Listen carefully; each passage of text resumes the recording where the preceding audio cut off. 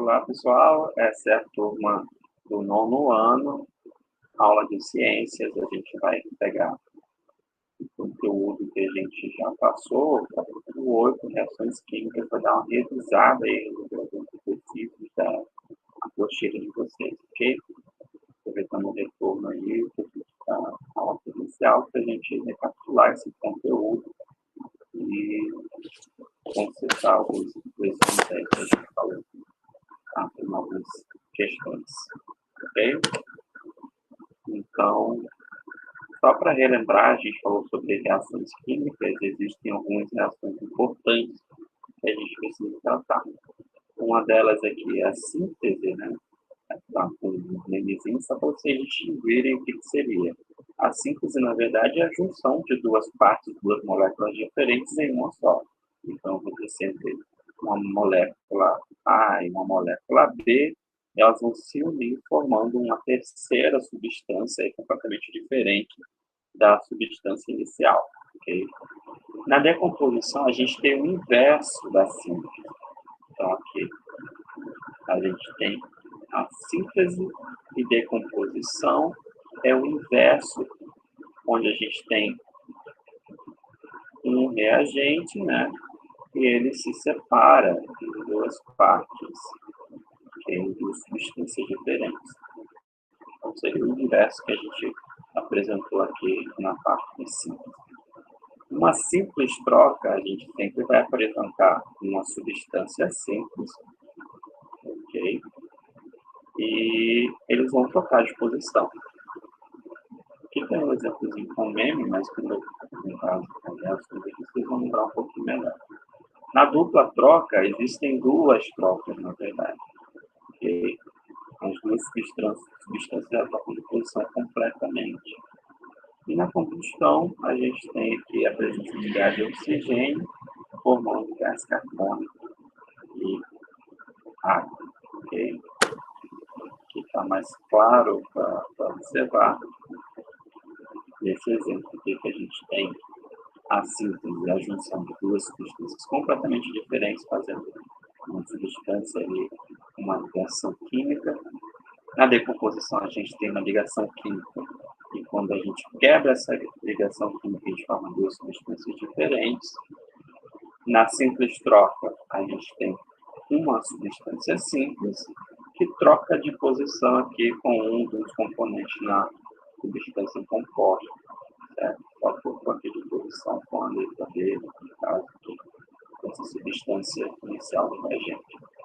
E na dupla troca, a gente tem trocas simultâneas aqui acontecendo. Então, aqui a ligação de A com B é uma substância e C com D é outra substância. Acontece que essas substâncias elas trocam de parceiro, né? A gente troca a posição aqui de um com o outro, rompe as duas ligações e formam duas substâncias completamente diferentes das substâncias iniciais. A gente também falou sobre duas relações das reações com a energia no sistema. Existem as reações que são exotérmicas, ou seja, que no processo da reação ela libera calor para o meio, né, onde ela se apresenta, então elas têm a característica de... Você tem a sensação, né, que ela está aquecendo, mas na verdade ela está só liberando calor. E as reações endotérmicas, que elas absorvem calor para que a reação aconteça. Então, a sensação que vocês têm quando toca uma reação aí, esse frasco, ele tem uma aparência de mais frio, porque ele está absorvendo o calor do meio em volta para poder reagir.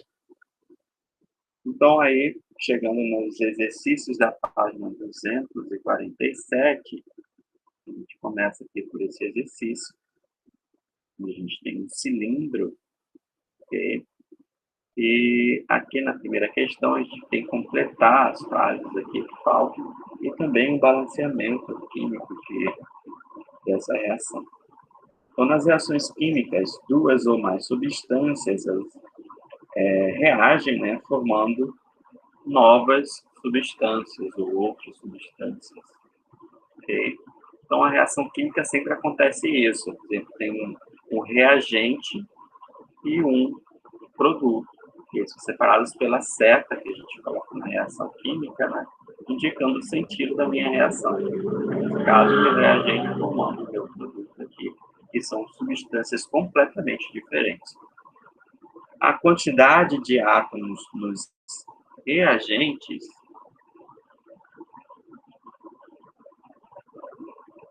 e nos produtos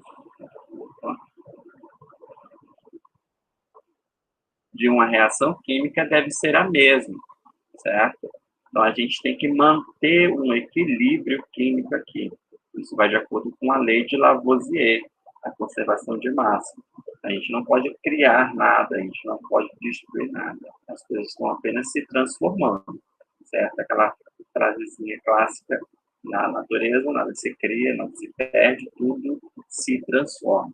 Então, na reação química, o que eu estou fazendo é trocando a posição de alguns átomos ali, tornando uma substância diferente, mas eu não estou perdendo nem criando nada diferente, nada, nenhuma massa, nem elemento químico diferente, tá? Eles estão apenas se combinando de forma diferente. Então, por isso, ao representarmos as reações químicas,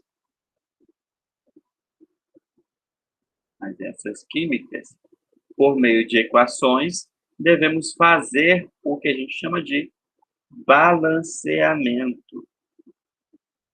Ok?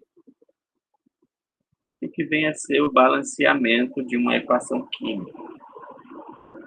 Como eu falei, nada se perde, nada se cria, tudo se transforma. Então, se eu tenho uma massa aqui, por exemplo, de 10 gramas, o meu produto, consequentemente, ele vai ser formado aqui, compondo 10 gramas também. Eu não posso criar massa nem nada. Okay? Então, se no meio da reação aqui eu tenho nos reagentes 3 átomos de carbono, no meu produto eu vou ter também 3 átomos de carbono, certo? Então, é isso que a gente chama de balanceamento. A gente pode desenhar uma reação química como essa, que é uma reação de combustão, do propano, no caso, né? Mas eu tenho que ver a quantidade de cada item aqui do lado dos reagentes e do lado também dos meus produtos, ok? Então, observando aqui, eu tenho 3 átomos de carbono no lado dos reagentes, e aqui eu tenho multiplicado por 3 na frente, né? Então, 1 carbono vezes 3, 3 carbonos, então está completo aqui, está tudo bem, está balanceado. Mas a gente tem que ver os outros itens também. A gente olhando aqui, o hidrogênio, ele tem 8 hidrogênios no lado dos reagentes, e no lado dos produtos só tem 2 hidrogênios. Então, a gente vai usar um número que a gente chama de coeficiente, tá? O coeficiente é o número que vai na frente aqui da minha molécula, que acaba multiplicando determinada quantidade de moléculas que eu tenho na minha reação. Então, se aqui eu tenho 2 átomos de hidrogênio, qual número, qual coeficiente seria necessário colocar aqui nesse quadrado para que eu tenha o mesmo número que meus reagentes? Se tem 8 hidrogênios nos reagentes, eu tenho que ter 8 hidrogênios no produto. Então, se eu multiplico essa molécula aqui por 4, eu vou ter aqui, então, 2 vezes 4, vou ter 8 hidrogênios também. Então, aqui eu consegui balancear. Mas agora eu tenho um número de oxigênios diferente, né? Eu tenho 2 oxigênios aqui, e do outro lado eu tenho um total aqui. Eu tenho 2 multiplicado por 3, então eu tenho um total de 6 oxigênios desse lado, mais aqui eu tenho 1 oxigênio vezes 4, mais 4 oxigênios, totalizando aí 10 oxigênios nos meus produtos, ok? Então, para ter 10 oxigênios no meu reagente, eu preciso multiplicar aqui, colocar um coeficiente que multiplicado por 2 seja igual a 10. E esse número aqui vai ser 5. 2 vezes 5, 10. Então, agora eu tenho 10 átomos de oxigênio nos meus reagentes e 10 átomos de oxigênio no meu produto. Ok? Continuando aí, a gente tem que as reações químicas elas podem ser classificadas como adição ou síntese, certo? A gente pode encontrar tanto esse nome quanto síntese para descrever as reações onde eu somo duas partes, duas substâncias diferentes, formando uma substância final, aquele A mais B formando C, certo? Isso aqui é uma adição ou síntese. A reação de decomposição, a gente pode chamar de análise, que é o inverso da adição, né? Eu tenho, no caso aqui, um composto C, que eu vou decompor e formar A mais B. Okay? E a reação de simples troca ou deslocamento e a reação de dupla troca. Ok? Nesses dois exemplos aí de reações, quando eu troco uma parte da molécula aí. Aqui está um exemplo de uma reação química acontecendo. Essa reação ela acontece quando a gente adiciona água oxigenada em algum ferimento do nosso corpo, né? A água oxigenada, nesse caso, ela é usada para matar os micro-organismos que podem ter infeccionado ali a ferida, certo? E nesse processo da reação da água oxigenada, ela acaba aqui liberando, essa espuma aqui, na verdade, ela está liberando o gás oxigênio, certo? Então, vamos ler aqui o que está escrito para a gente completar essas fases. As reações químicas, elas podem ser reversíveis,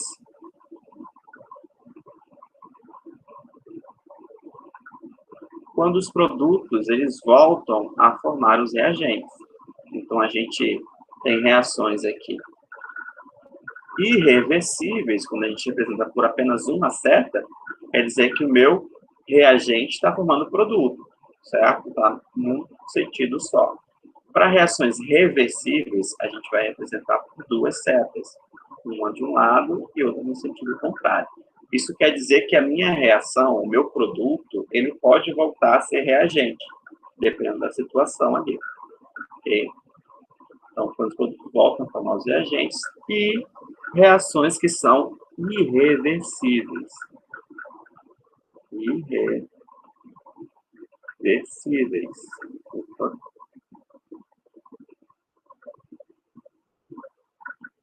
Quando essas reações, elas ocorrem somente no sentido, elas não podem retornar à forma de reagente, certo? É o caso que a gente colocou de adição e decomposição. Esses exemplos aqui. E a gente representa apenas por uma seta, no único sentido. Alguns fatores podem influenciar a velocidade das reações, certo?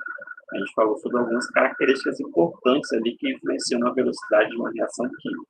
Um desses fatores é a velocidade, velocidade influencia, né? É a superfície de contato, na verdade, a superfície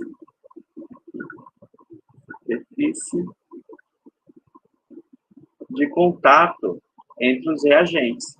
Então, se eu tenho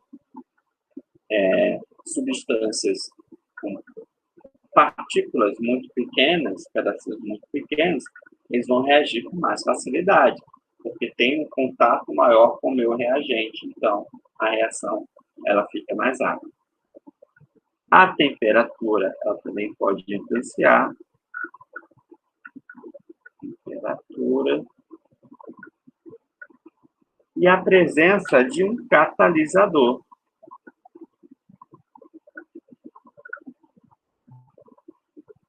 Podem alterar a velocidade de uma reação química. Nesse caso aqui, o catalisador da reação são enzimas, tá até aqui descrito, né? São enzimas que fazem parte do nosso organismo ali, como presente no nosso sangue. E essas enzimas, elas são liberadas ali pelo ferimento, e quando a gente adiciona água oxigenada, essas enzimas catalisam a liberação de gás oxigênio da água oxigenada.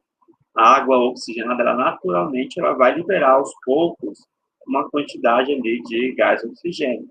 Só que essa reação ela não é tão rápida, ela vai com o tempo liberando aos pouquinhos.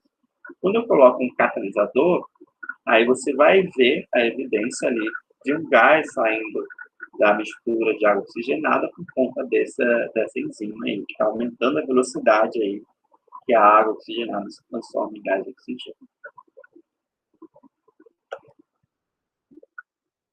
Voltando um pouquinho aí para a página, deixa eu botar a página aqui primeiro, a página, aqui, página 238 do livro, ele descreve aqui alguns tipos de reações químicas que a gente citou aí no início da nossa aulinha. A gente tem a primeira reação do ferro, que é uma substância simples, com o oxigênio, outra substância simples, formando uma substância composta, que é o óxido de ferro, a hematita. Okay? Então, aqui eu estou somando duas coisas diferentes, formando apenas uma. Na segunda reação, eu tenho uma substância que, por aquecimento, ela se decompõe em duas substâncias diferentes.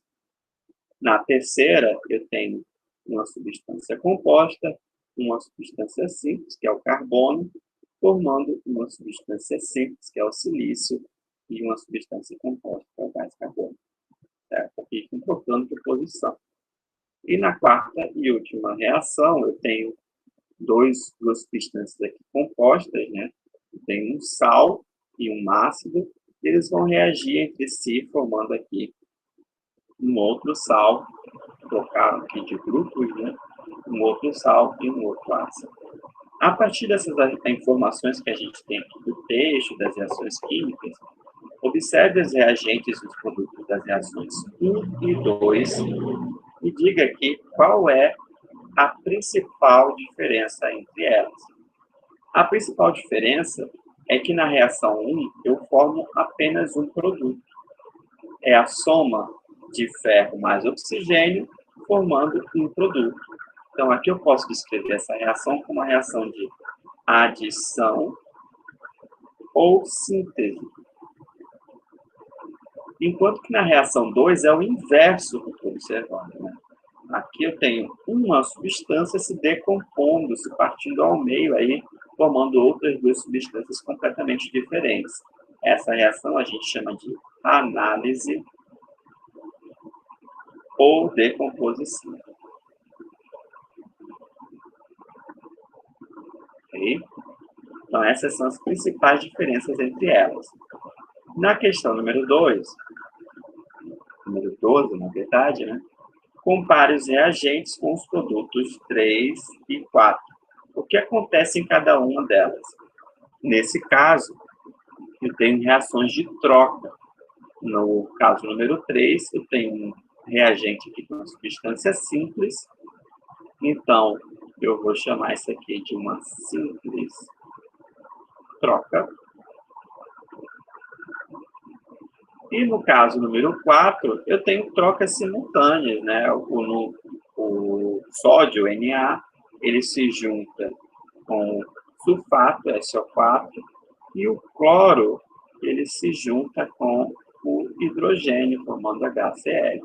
Então, eu troquei os dois de posição simultaneamente. Então, aqui eu tenho uma dupla troca. Ok? Então, essas são as reações aí que a gente viu, definição de cada uma e a explicação aí do que está acontecendo. Continuando agora, na página 236, a gente faz um processo inverso, né? Voltando aí página por página.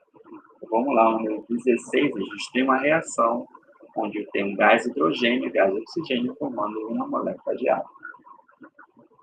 Faça um quadro com a quantidade de átomos nos reagentes e nos produtos, como que foi descrito para a reação do gás metano. Então, no gás metano, lá na mesma página, a gente tem um quadro onde constam os reagentes e os meus produtos. Okay? No caso aqui, nos meus reagentes, eu tenho hidrogênio, e tem oxigênio, certo?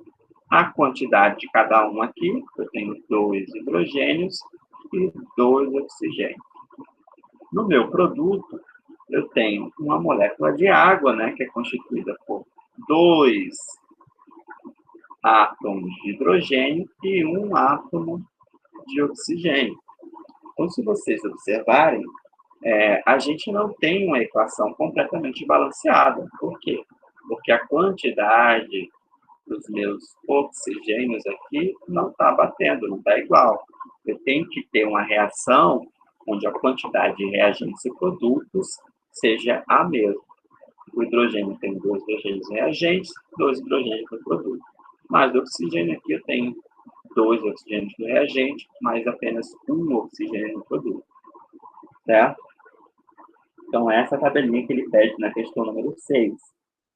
A questão número 7, ele quer saber se a minha reação está balanceada e, se sim ou não, explicar o porquê. Por que não está balanceado. Certo? Foi exatamente isso que eu fiz aqui, né? Pela tabelinha, você observa que a quantidade de oxigênio aqui, ela não está igual à quantidade de oxigênio nos reagentes. Então, a minha equação, ela não está balanceada. O que eu posso fazer é adicionar um coeficiente aqui nessa equação para poder balancear a minha equação. Okay?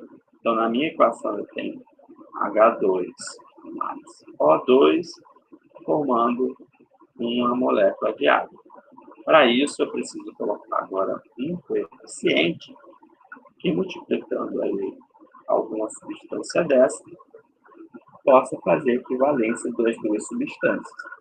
E, neste caso, a primeira coisa que eu tenho que fazer é organizar a quantidade de oxigênio, né? Então, eu coloco 2 aqui para multiplicar a quantidade de oxigênio. Então, 2 vezes 1, 2 oxigênios. Então, agora eu tenho 2 oxigênios aqui. Então, você vê a quantidade, bateu aqui direitinho. Mas, em compensação, no mesmo momento que eu multiplico por 2 aqui, eu também estou multiplicando o hidrogênio. Então, eu alterei aqui a quantidade de hidrogênio do meu produto. Agora, eu tenho 4 hidrogênios. Então, novamente, eu tenho que fazer outra alteração aqui na minha equação química. O que eu posso fazer? Eu tenho 2 hidrogênios no reagente, eu multiplico ele por 2, agora eu vou ter uma quantidade de 4 hidrogênios aqui também. Dessa forma, eu vou ter uma equação balanceada. Porque a quantidade de hidrogênios e oxigênios, reagentes e produtos, agora ela é igual. Ok? Essa é a equação balanceada. Passando agora para o próximo exercício. Voltando mais de uma página aí, porque tudo que eu estou fazendo. Na página número 233. Quais são os coeficientes presentes na equação química entre o carbono e gás oxigênio, formando o gás carbônico? Então, querendo ou não, ele acabou descrevendo uma reação química, né? Essa reação química está na mesma página, na parte superior. Eu tenho o carbono mais uma molécula de oxigênio, formando uma molécula de gás carbônico. Essa é a reação química. Mas ele quer saber quais são os coeficientes. Como eu falei anteriormente, o coeficiente é a quantidade que eu tenho de cada átomo, de cada molécula aí. E ela é representada ali na frente da minha molécula. Como eu não tenho nenhum número aqui na frente do carbono, eu pressupondo já que esse número é igual a 1, certo? Então, aqui também é 1 e aqui é 1. Então, os coeficientes de cada molécula dessa é 1.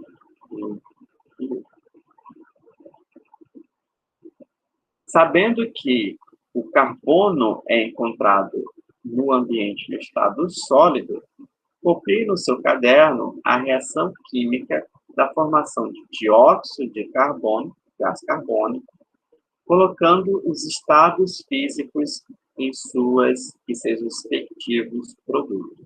Então, esse reagente aqui a gente coloca como um sólido, ele já descreve aqui a temperatura ambiente, o carbono está no estado sólido. A gente coloca um S representando sólido.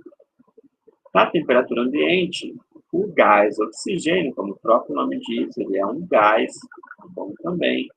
Então, a gente representa esse gás aqui com a letra G. Coloque entre parênteses nos dois casos aqui, a letra G. Se eu tivesse uma substância no estado líquido, eu colocaria L. E no estado aquoso, eu colocaria aqui. Aquoso, para quem não lembra, é uma solução, é uma mistura aqui com água.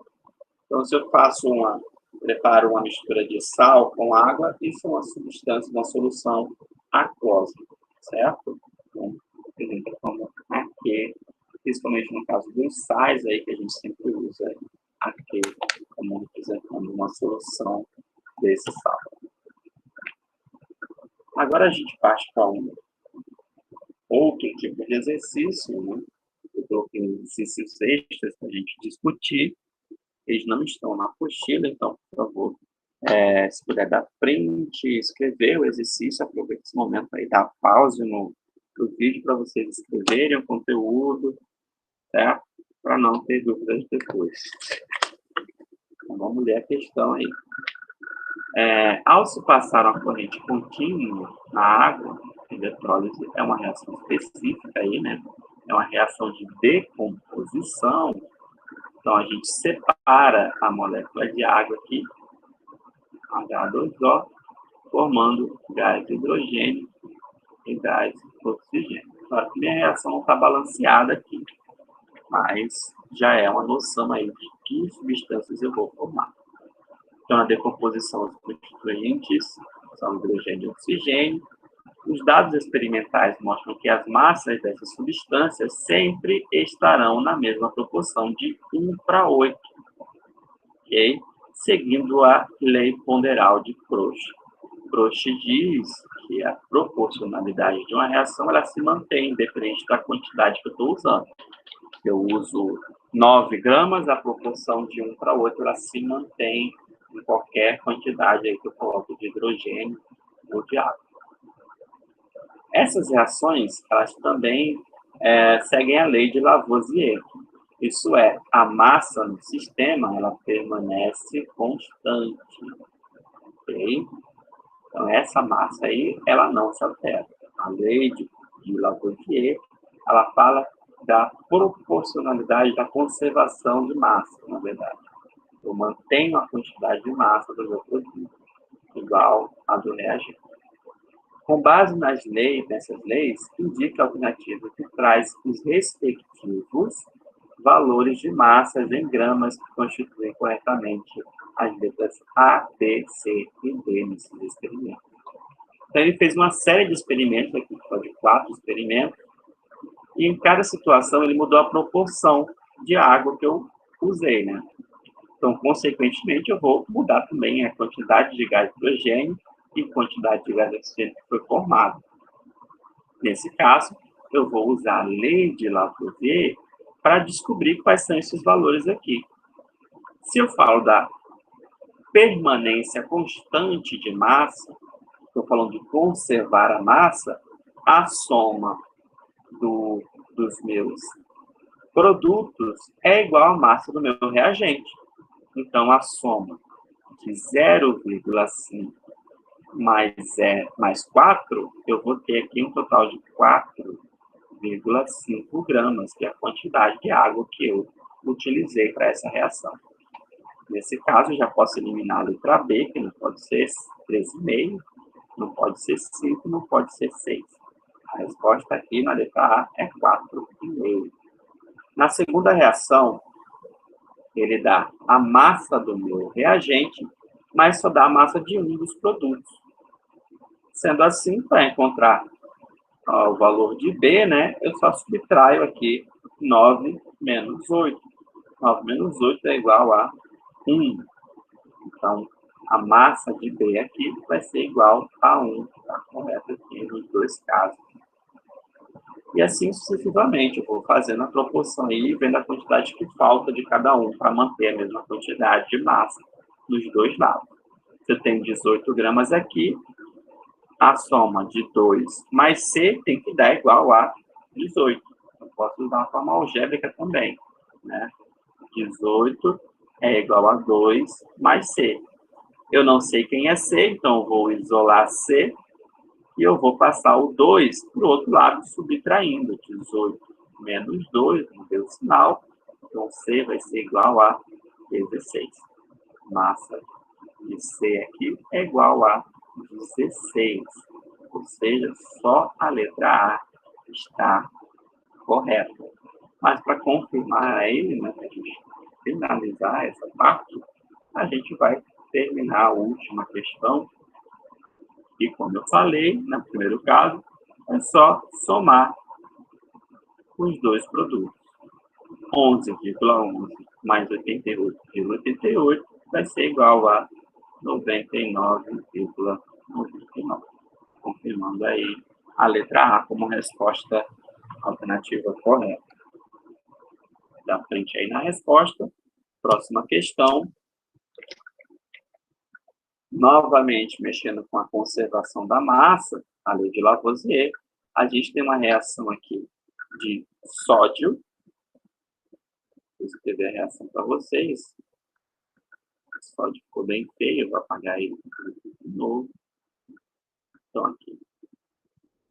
O sódio, ele reage com gás oxigênio, então, O2, formando peróxido de sódio, Na2O2, certo? Se eu quisesse balancear a minha equação, é só colocar aqui, acrescentar número 2. Beleza? Agora a equação está balanceada. Mas o que importa são as massas que ele coloca aqui na minha questão. Ele diz que ele juntou 46 gramas de sódio com 32 gramas de oxigênio. Sendo assim, a soma dessas duas massas é a massa do meu produto final. Então, 46 mais 32, aqui vai dar 8, e 4 mais 3 dá 7. Então, eu vou ter uma massa de 78 gramas do meu produto final. E, continuando a questão, né, ele fala quantas gramas de sódio serão necessárias para obter 156 gramas de peróxido de sódio. Se você parar para pensar um pouquinho, 156 gramas é o dobro de 78. Se você somar aqui 78 mais 78, quanto vai dar? 8, 8, 16, sobe 1, 7, 7 dá 14, mais 1, 15. Ou seja, se eu multiplicar tudo isso aqui por 2, eu mantenho a proporção, certo? Aí vai de acordo com a lei de Cauchy, que é conservar a proporcionalidade da reação. Se eu multipliquei todo mundo por 2, então aqui vai ser 156. 2 vezes 32, aqui vai ser 64 gramas. E aqui o dobro de 46, 6 mais 6 dá 12, sobe 1. 4 mais 4 dá 8, mais 1, 9. Então, para essa questão aqui, para essa reação, eu precisei usar 92 gramas de sódio para formar 156 gramas de peróxido de sódio. A resposta correta é a letra E. Okay? Só usando a lei da proporcionalidade aqui e a lei de Lavoisier. Duas questões muito simples aí para se tratar. Para finalizar, a gente tem uma equação química aí, uma reação de adição ou síntese, usando duas substâncias, o alumínio e o cloro, 10 cloro. Também aqui é o estado físico, né? O alumínio está sólido, o cloro está gasoso e forma uma substância sólida no final. O cloreto de alumínio, que é o meu produto, é um sal utilizado comercialmente em um processo industrial relacionado ao petróleo. O alumínio e o gás cloro são utilizados para a obtenção de cloreto de alumínio conforme a reação química seguinte. No caso, eu já dei a resposta, né, para a equação química que eu botei. Só que essa reação ela não está balanceada. A letra A pede que realize o balanceamento da equação química de obtenção do cloreto de alumínio. Como é que eu posso fazer? É só ver a quantidade de cada elemento que eu tenho aqui.